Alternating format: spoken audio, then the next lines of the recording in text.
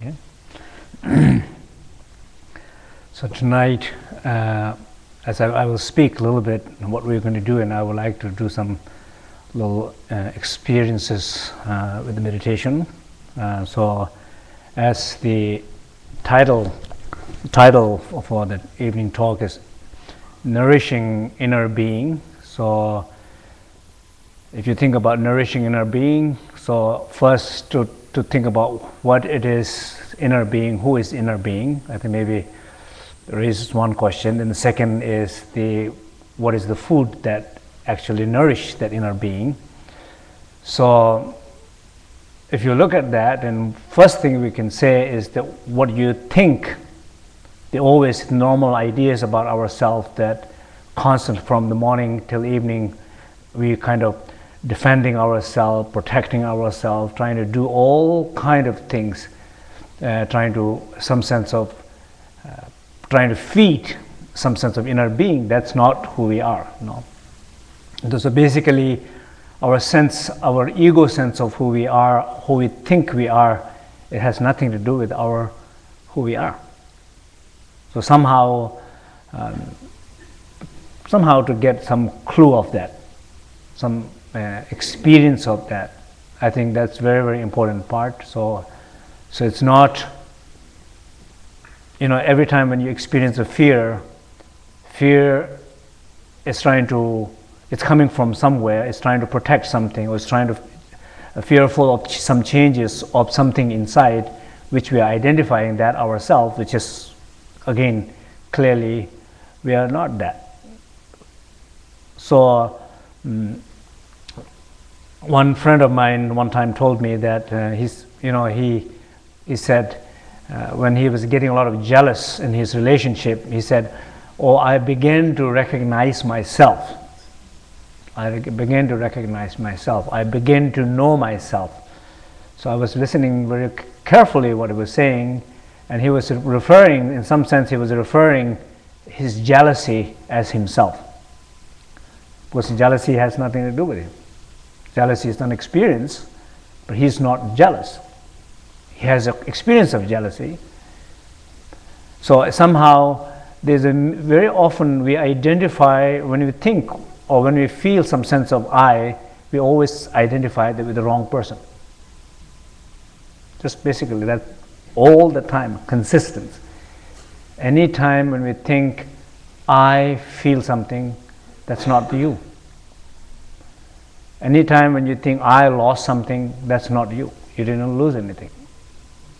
The only way to, as in the Dzogchen teaching, it says you will never find yourself if you keep on looking yourself, because you never lost yourself.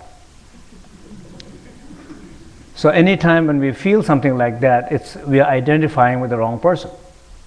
So the only way to have some sense of that inner being is the only time to have some sense of experiences of inner being will be moment when we look inside, moment when we remain still, moment when we remain silent, moment when we remain a spaciousness in our heart and mind. That's it. Anytime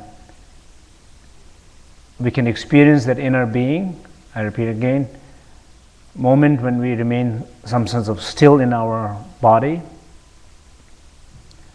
some sense of experiencing silence in our speech or in our head, and some sense of a spaciousness in our heart or in our mind. If you look at this very moment, a moment when you're drawing attention, listening to me here tonight, this very moment, if you can feel that sense of stillness, if you can hear that some silence in yourself,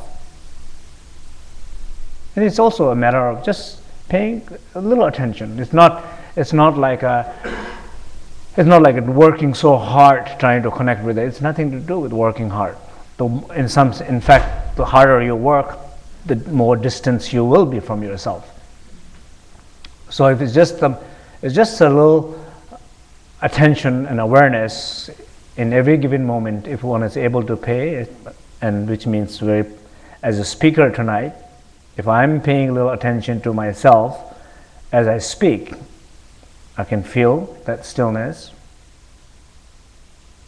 There's this little silence that I'm taking. I'm trying to be aware of that. That this little silence, a gap between my words that I'm taking, I'm trying to listen to that silence. I'm trying to be aware of that, the spaciousness inside myself, in my mind. It's just simply a matter of drawing attention. If I feel that, then that is who I mean by I, me. That sense of awareness, that stillness. So, and how we nourish that is, again, the food is also, if you think about like a universe, like an infinite universe, or you can think about maybe space, the infinite space. What is this in this infinite space? What exists in this infinite space is many universes. In this space, the infinite space, what it exists there is this, all the elements, the earth, the water, the fire, air, all these elements exist in this space. That any time when we are conscious of any element, we are finding some relationship with it. And any time when we find some relationship with those elements nourish us. It's just amazing. If you go out in the nature, a two-person can go out in the nature, and one is trying to be fully aware of the energy, the liveliness, the power of the nature, and one is fully disconnected with the nature. Just imagine these two individuals walks in the nature, but what one is getting out of that connection is so much nourishment, just being in the nature and being aware, particularly being aware of the connection of the nature. This is talking about the trip in Tibet. That was my experience, like a constant, this sense of nourishment coming from the power of the nature. It's there.